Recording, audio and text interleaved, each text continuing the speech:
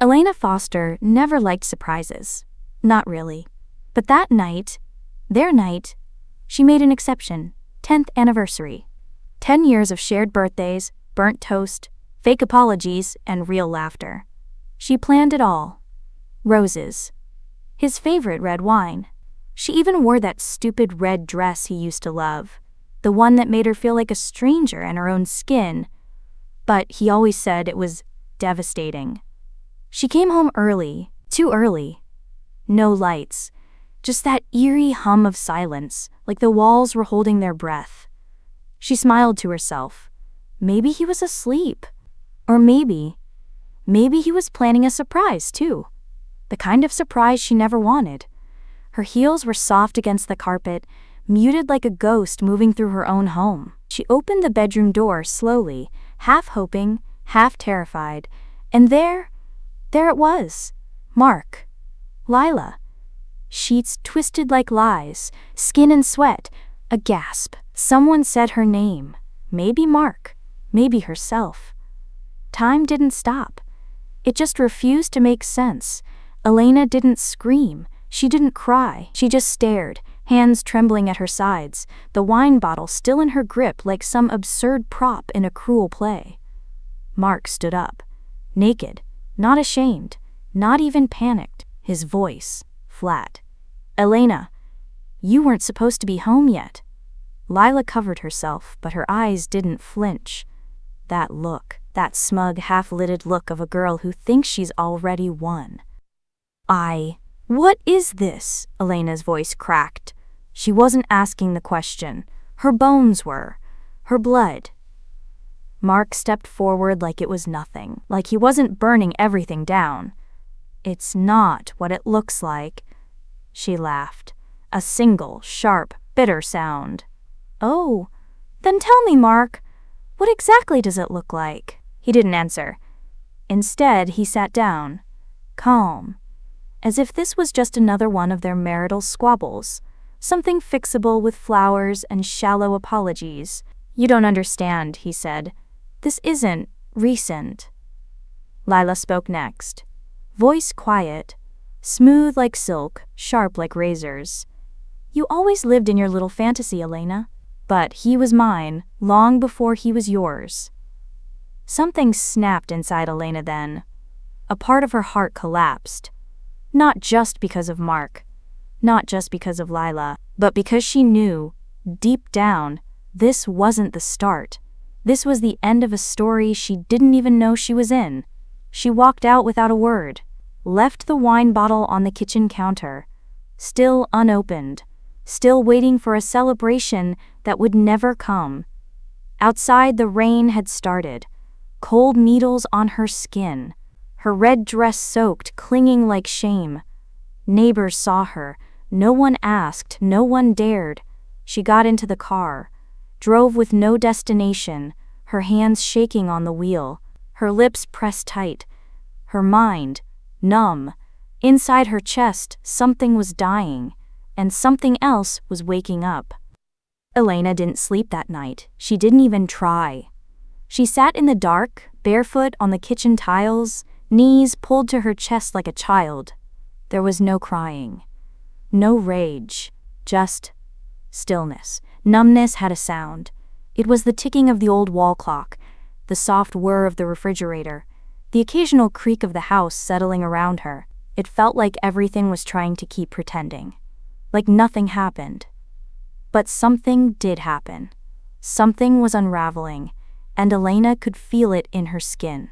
By morning, she wasn't heartbroken. She was haunted. She needed to know. Why Lila? Why now? Why in their bed? Marc had disappeared. He didn't come home. Coward. She thought about calling her sister. No, that was stupid. She wasn't the one who should be calling. But something kept gnawing at her. Something unfinished. She opened Lila's Instagram. Fake smiles. Glossy hair. Perfect angles. A curated fantasy. Just 2 days ago, Lila had posted a photo with the caption, "Secrets taste sweeter when no one suspects a thing." Disgusting. Elena started to dig. through old photos, old memories, and she noticed it. Details she'd missed before. A necklace Lila wore that Marc had gifted Elena.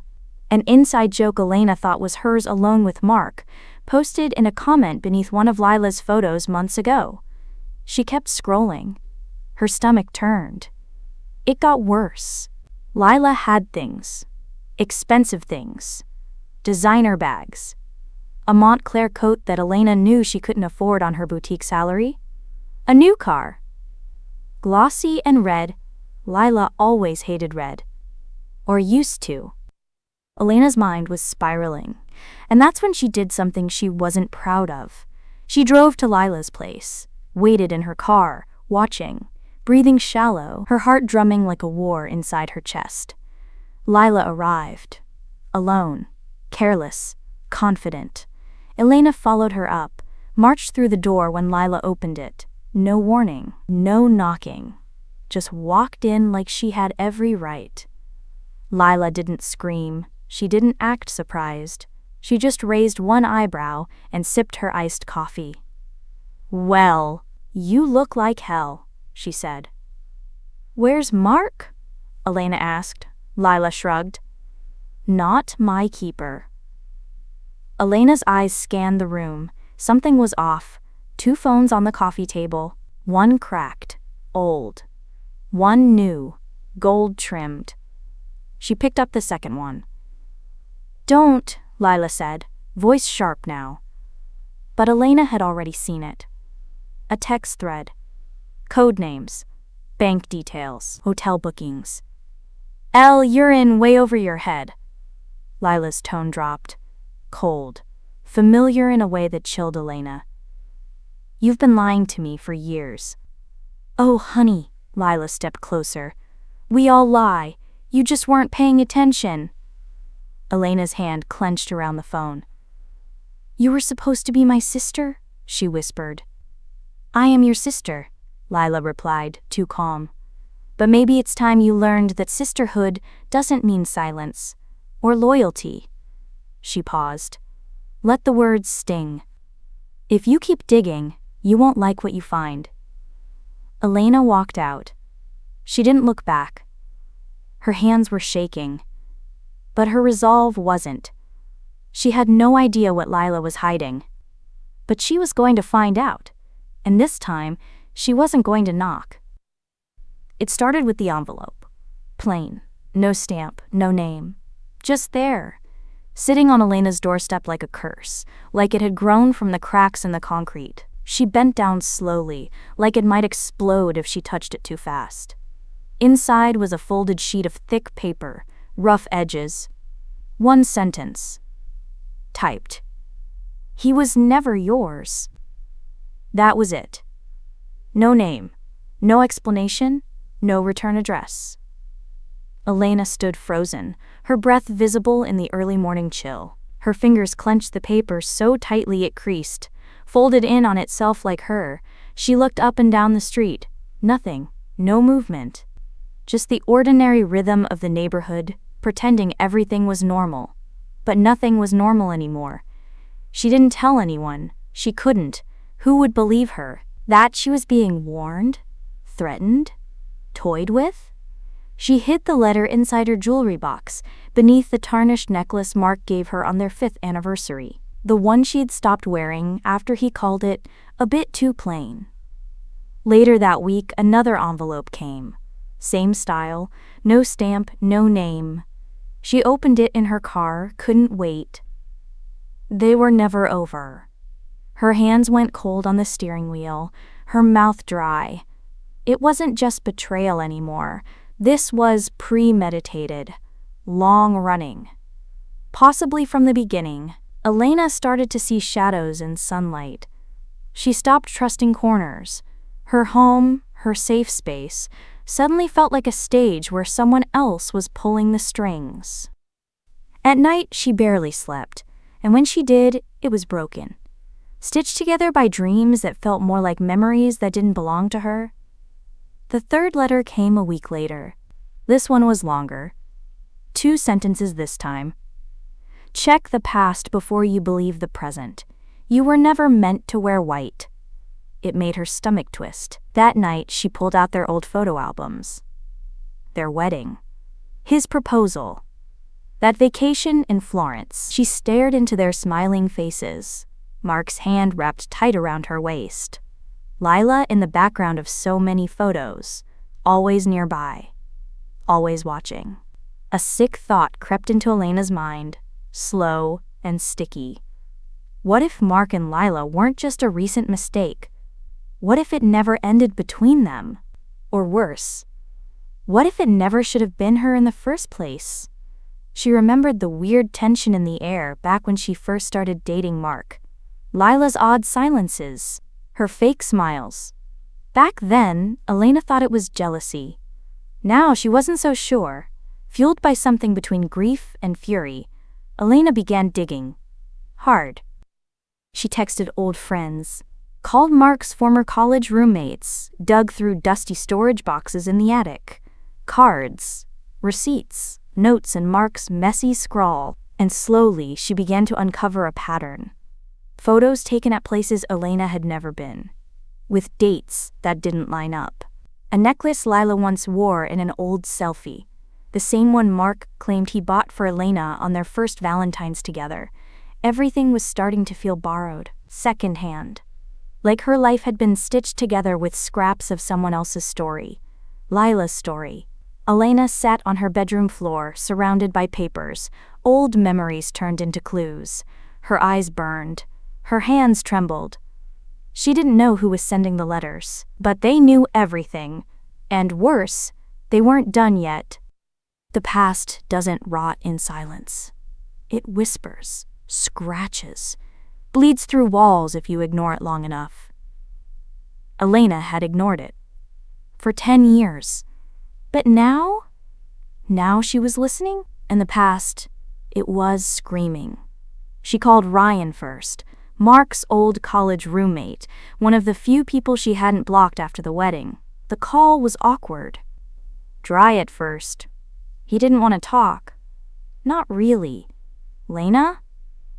Wow. Been a while. Yeah. Too long, she said. I need to ask you something. It's important. A pause. Then, is this about Marc? Of course it was. She asked the question straight. Was Marc ever involved with Lila? Before me. The silence that followed stretched into something unbearable. Heavy, thick, alive. I don't think I should be the one to say, "Please, Ryan." Another pause. Then, yeah, they were engaged. For a while. Elena dropped the phone, not out of shock, not really, more like confirmation. That the sick pit in her stomach had a name now, engaged. Not dating, not a fling, not college kids messing around. No, engaged. It felt like someone had swapped out her entire life while she was sleeping. Why hadn't anyone told her? Why hadn't he told her? That night, Elena didn't go home. She couldn't. She drove. For hours. No destination, no plan. Just headlights and memory fragments. Eventually, her car stopped outside her childhood home. The place where it all started. Where she and Lila used to braid each other's hair and whisper secrets under the covers. She stepped into her old room like a ghost returning to haunt herself. Everything untouched. Like time had stopped in here the day she left. Found the box in the back of her closet. Lila's old box. It was meant to be private. Sacred, even. Full of photos, letters, scraps from her teenage years. Elena had helped her decorate it once with glitter stickers and black marker hearts. But now, it felt like evidence. She opened it, slowly. Inside, between concert tickets and dried flower petals, was a letter, folded neatly. Addressed to Marc. She read it. It was a goodbye letter. Lila had written it the night before the accident, her handwriting shaky, emotional. "I'm sorry for everything. I know I pushed too hard. Maybe we weren't meant to be, but please don't disappear on me. I don't want to lose you forever." That was it. But it said too much. Elena stared at the paper for a long time. So they were together. She knew that now. And then something happened. Something big. The accident. The engagement called off. Marc shifted toward her. But why? Why choose Elena after Lila? Was she a replacement? A guilt trip? Elena blinked. The world blurred. She wasn't just grieving a marriage anymore. She was mourning the version of her life she'd believed in. Every kiss, every gift, every "I love you." All of it suddenly up for questioning. She looked around the room. That childhood bedroom. The shared laughter. The pretend weddings they used to play. And she whispered aloud, half a laugh, half a sob, "I think I married my sister's ghost." The accident, that's where it all changed. Elena couldn't stop thinking about it. Lila's car crash, the coma, Marc showing up at the hospital every day after, until one day, suddenly, he didn't. And then, weeks later, he was dating Elena, whispering love, promising forever. It always felt rushed. Too neat, like the pieces fit too quickly. Back then, Elena didn't question it. But now the questions wouldn't stop coming. She needed answers. Real ones. Not memories, not guesses. So she went back. To the hospital. St. Lucille's, the same one where Lila had laid unconscious for 2 months, wrapped in bandages and prayers. Elena walked through the sliding doors like she had a right to be there, her chest tight, her voice steady only because it had to be. She asked for the nurse on duty during Lila's stay. Didn't expect much, but luck, if you could call it that, had a cruel sense of timing. Nurse Colleen Warner.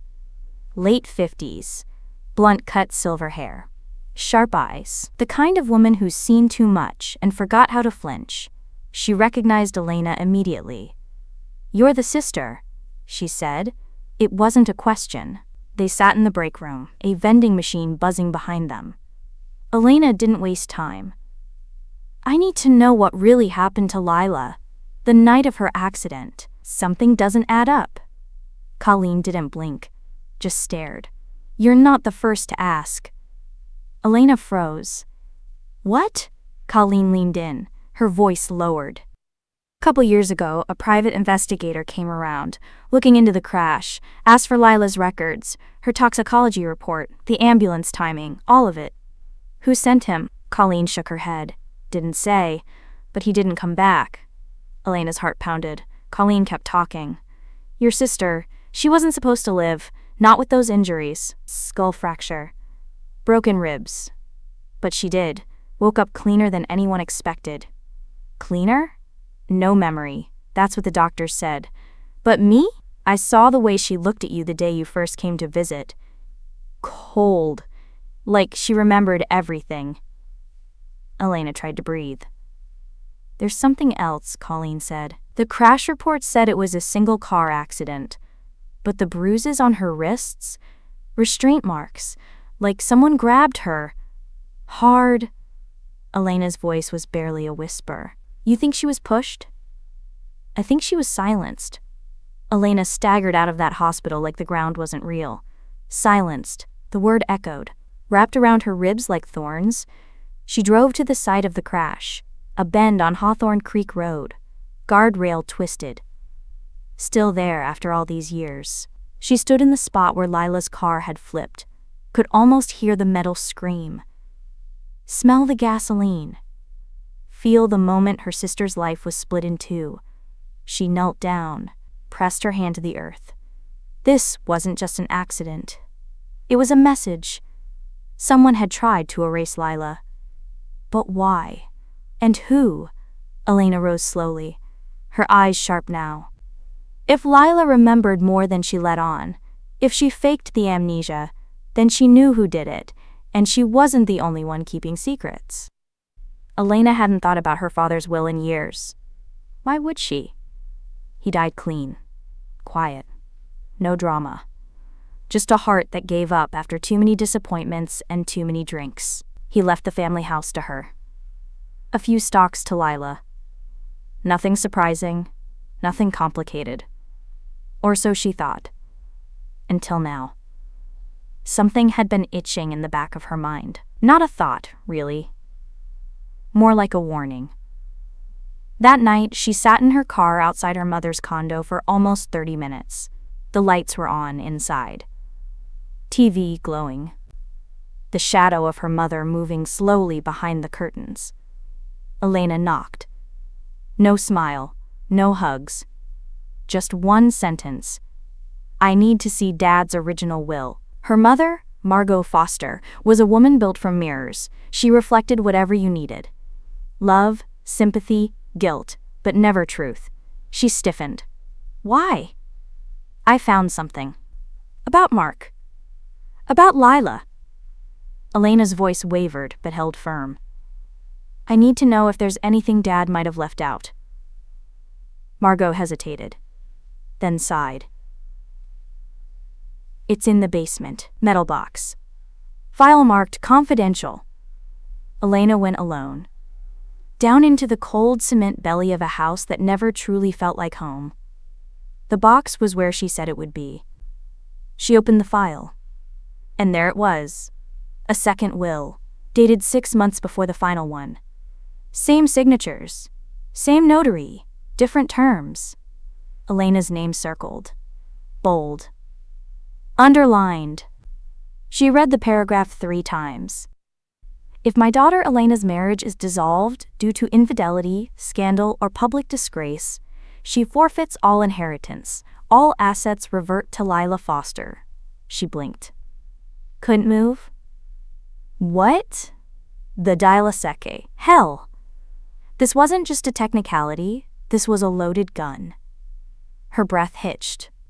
Suddenly, things started clicking. The timing. The letters. The affair. The way Lila had flaunted her new lifestyle without explanation. The inheritance. Lila would get everything if Elena's marriage collapsed in disgrace. She rushed upstairs, fists shaking, the will clutched like a weapon. You knew? She barked. Margot sipped her tea. Unbothered. It wasn't meant to be a secret. Your father just never expected it would come to that. Come to what? Elena snapped.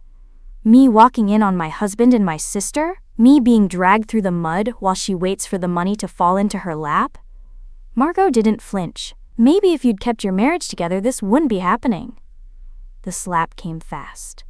Elena's hands stung. Her mother gasped. For the first time in her life, Elena felt no guilt. Only heat. Rage. I am not losing everything just because you all decided to rewrite the story without me, she whispered. If this is a game, fine. But I'm not playing by your rules anymore. She stormed out, the second will hidden in her coat pocket. Outside, the wind howled. Her world had collapsed once before. But now she saw the structure underneath the wreckage. And it wasn't accidental. It was engineered. They didn't want her to fall. They needed her to fall.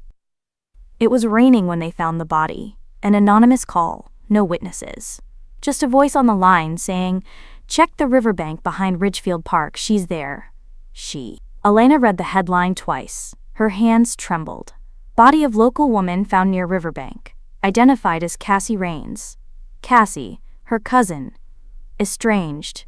Mysterious. The black sheep of the Foster family. And once upon a time, Lila's girlfriend. Briefly. Secretly. Loudly. Until she disappeared. Moved to Chicago. Or so they said. Elena hadn't spoken to her in years. Now she never would. They knocked on Elena's door just after midnight. 2 officers. Rain dripping from their jackets. One held a plastic bag. Inside it, a kitchen knife. Her kitchen knife. We need to ask you a few questions, the taller one said. About this. Elena stared at the bag. Her vision went white for a second. I've never... That's not, she stumbled. We matched your prints, the other officer said, flatly. She couldn't breathe, couldn't speak, couldn't even blink. A body. Her fingerprints. Her cousin. This was happening. At the station, the walls closed in. Cold metal chair. Blinding overhead lights. Voices echoing off tile. Questions that didn't wait for answers. Did you know the victim? Yes. When was the last time you spoke? Years ago. Why was your fingerprint on the weapon? I don't know. They didn't believe her. She wouldn't have either. And yet. They let her go. Not enough evidence. Not yet. Back home, the walls felt tighter. The air heavier. She was being framed. She knew it. And there was only one person twisted enough to do it. Lila. But Lila was gone. Just gone. Her apartment? Empty. Phone? Disconnected. Her boutique downtown? Closed for renovations. No forwarding address. No sign. Not even a trace. Like she'd vanished into smoke. And then the letters stopped. No more anonymous notes. No more warnings. Just silence. Too quiet. Which was worse. It felt like someone had switched off the narrative mid-sentence. But Elena wasn't done reading. She searched Cassie's name online, dug through old forums, social media comments. Finally found a thread on a local gossip board. Rain's girl used to date a foster. Weird stuff went down before she skipped town. One comment stuck out. Anonymous user. She said someone tried to pay her off. She said she knew something about the accident. Said if she ever went missing, look at the sister. Elena's blood turned cold. Cassie knew something. Something about Lila. About that night. About the crash. And someone, probably Lila, silenced her. Permanently. But why drag Elena into it? Because she was getting close? Because the will made her a threat? Because she was the last one standing in a game she didn't even know she was playing? Elena stood in the bathroom mirror that night, staring at her own reflection like it might crack and speak back. Her fingerprints were on the weapon. Her cousin was dead. Her sister had vanished. Her marriage was a lie. And somewhere, someone was watching it all unfold with a glass of wine and a satisfied smile. Elena found the diary in a locked box inside Lila's abandoned apartment. It wasn't hidden. Not really. But it wasn't meant to be found either. She'd broken in. That part didn't matter anymore. No one had seen her. No one cared. Lila was gone. And with her, the answers Elena was desperate to unearth. The apartment was half empty, half packed, clothes missing, makeup gone. But the walls? They still smelled like Lila, vanilla, and old secrets. The diary was bound in black leather. No name, just a single silver letter scratched into the corner. Elena sat cross-legged on the bedroom floor, the box beside her, the air still and heavy. She opened it. The pages were lined, messy but deliberate. Lila's handwriting. Sharp, slanted, full of venom and control. She started reading. The first entries were shallow. Complaints about work. Backhanded digs at their mother. Gossip. But then it shifted. He kissed me today, again. Said he's sorry. Said he's confused. Said he wished the accident had never happened. That it should have been different. That I should have been the one he married. Elena's fingers tightened around the page. She kept reading. Entry after entry painted a picture. Not of a broken woman, but of a calculating one. Lila had never moved on. Not from Marc. Not from the accident. Not from Elena. She blamed Elena for everything. She took him, she took my life, and everyone just let her. There were plans. Written like journal therapy, but reading like war strategy. I'll make her feel what I felt. Lonely. Small. Erased. She always had the perfect smile. But she never earned it. She never fought for it. I did, and she stole it all. Elena's stomach turned. The letters. The affair. The setup. The public embarrassment. The inheritance. It had all been part of something bigger. Lila had engineered her downfall, slowly, patiently, like a symphony of destruction. There were details too specific to deny. I knew she'd open the box in the closet eventually. Knew she'd run to Margot. That woman can't keep a poker face to save her life. Cassie got too nosy. She said she'd talk. I told her not to. I paid her off once. But she wasn't scared anymore. That was a problem. Elena stopped breathing. Cassie. Paid off. Then silenced. There it was, cold. On the page. Practically signed in blood. Elena closed the diary. Her hands shaking. Her sister didn't just want revenge. She wanted annihilation. Every piece. Every memory. Every legacy. Erased. So Lila could rebuild the world in her image. Elena sat back against the wall, the book pressed to her chest like a heartbeat. She wasn't just the victim anymore. She was the last target standing. And Lila? She wasn't finished. Because the last page, the final entry, wasn't written like the others. It was scrawled, rushed, wild. She doesn't know yet, but the last move's already been played. All I have to do now is wait for her to fall. Elena looked up. No, she wouldn't fall. Not now. The truth didn't come in a grand reveal. It came in a dusty shoebox, found behind her father's old toolbox in the garage. She wasn't even looking for it. Elena had gone home. Not her apartment. Home. The family house. Empty now. Cold. The kind of silence that makes your ears ring. She opened the garage on instinct. Some part of her still thought her father might appear from behind the lawnmower, mumbling about carburetors. Instead, she found a box labeled H-Cam 2008. Home camcorder footage. Inside was a small dash cam, its plug rusted, barely working. She almost tossed it, but something held her back. An itch. Back in her apartment, she forced the footage onto her laptop, praying the files weren't corrupted. They weren't. She fast-forwarded through mundane road clips, her father driving. Trips to the store. Nothing important. Then, one folder, April 9th, 2015. The night of Lila's crash. The file loaded. Screen jittered. A car. Marc's car. Recognizable from the dent in the bumper and the gaudy air freshener swinging wildly from the mirror. Inside, Marc and Lila. They were fighting. The audio was staticky, but loud enough to hear fragments. Lila. You don't get to walk away now, not after everything. Marc. You're unstable, you're drunk. Lila. I'm drunk because of you. Marc. You're going to ruin everything. Then, the car jerks, the camera tilts, Lila screams, the car door opens. Marc shouts something. Tries to pull her back in. She shoves him, she gets behind the wheel, alone.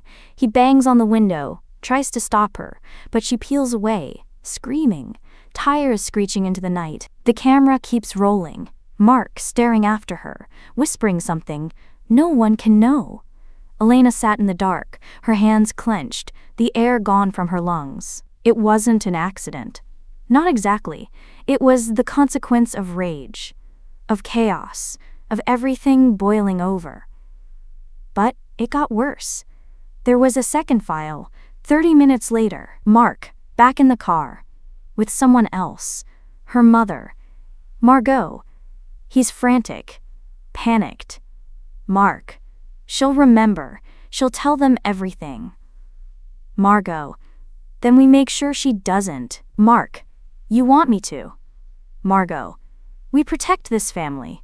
Like always. Elena froze. Her mother. Calm, cold, planning, not helping. Covering. Margot hadn't just known, she'd helped bury it. The coma, the silence. The narrative of a poor girl crashing her car while drunk. It was built. A lie with clean edges and a script they both followed. And then came Elena. The safe one. The easy one. The solution. Marc married her out of guilt. Or maybe out of obligation. And Margot? She watched it all unfold like a director behind the curtain. They let Elena believe it was fate. But it was damage control. She clutched the laptop, sick rising in her throat. They didn't choose her, they used her. 10 years. A decade of lies. A family tied together by silence and blood. And now, with Lila gone and Cassie dead, Elena knew what she had to do. No more secrets. No more whispers. The curtain was coming down. The courtroom was colder than Elena expected. Not in temperature, in spirit. Like the air had been filtered through judgment, not vents. She sat at the plaintiff's table, hair pulled back, hands steady. Heart? Not so much. Across from her, Marc. Still handsome, still polished. But now his tie choked him a little too tightly. His fingers twitched when he thought no one was watching. But she was. And Margot? Sitting behind him, wearing black like someone had died. Maybe someone had. Her lies, her power, her grip on the narrative. Today, it would be buried. The judge called order. The lawyers droned. Statements were made. Nothing stuck. Until the laptop slid across the table. The footage. The car. The fight. The voice of Marc. The voice of Margot. The courtroom went still. Marc looked like he aged 10 years in 10 minutes. Margot's jaw clenched. But she didn't speak. She just looked straight ahead, as if pretending to be a statue could undo what was already playing on the screen. Gasps. Murmurs. Someone in the back wiped away tears. The press caught wind within hours. Local woman's coma tied to family conspiracy. Wife betrayed by husband and mother. Will manipulation scandal rocks the Fosters. Elena watched it all from a distance. Detached. Not broken, not whole either. Marc tried to talk to her once outside the courthouse, said her name like it still belonged to him. Elena, She turned away, didn't even blink. Let him taste the silence he'd forced on her for a decade. The judge ruled in her favor. Civil penalties, property returned, inheritance upheld. But none of that mattered. The victory was a shadow, a ghost of justice, because something else happened. 3 days later, Lila came back. Just walked into the courtroom as if she hadn't vanished. Belly swollen. 8 months, maybe 9. Gasps filled the gallery. She looked beautiful. Radiant. Dangerous. Marc froze, his eyes wide. He stood.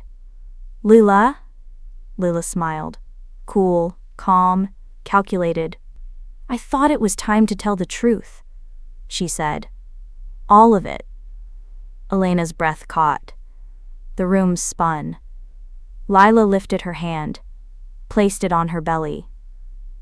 It's Marc's child. Marc staggered back, his face drained. But then, her eyes flicked to Elena. And in that flick, something cracked. She was lying. Elena knew it. Felt it in her gut. But Lila didn't stop. I left because I was scared of what would happen if the baby was born into this madness. But now, she smiled wider, now I think it's the perfect ending. Marc fell for it. Hook, line, noose. He reached for her hand. She let him. Reporters swarmed. But later, after the courthouse emptied and the photographers moved on, Elena followed her sister into the hallway. You really can't help yourself, she whispered. Lila turned. Still smiling. What do you mean? It's not Marc's baby, Elena said. Quiet, sure. Lila's smile twitched. A tiny crack. Who is it? Elena asked. Who did you seduce this time? Lila leaned in. You want to know the truth? Always. It's Daniel's, she whispered. Elena blinked. Daniel. Your ex. One breath. 2. The one who still sends you emails at midnight. The one you never really got over. She laughed. You were too busy watching Marc. You never saw me watching you. Elena stepped back, nausea rising. You don't love him, she muttered. Of course not. But I knew it hurt more coming from him. And just like that, Lila walked away, pregnant, smiling, and victorious. Because in the end, it wasn't about Marc, or the inheritance, or even the accident. It was about the wound, the one that never healed, the one Elena didn't know she had, until Lila cut it open. One last time.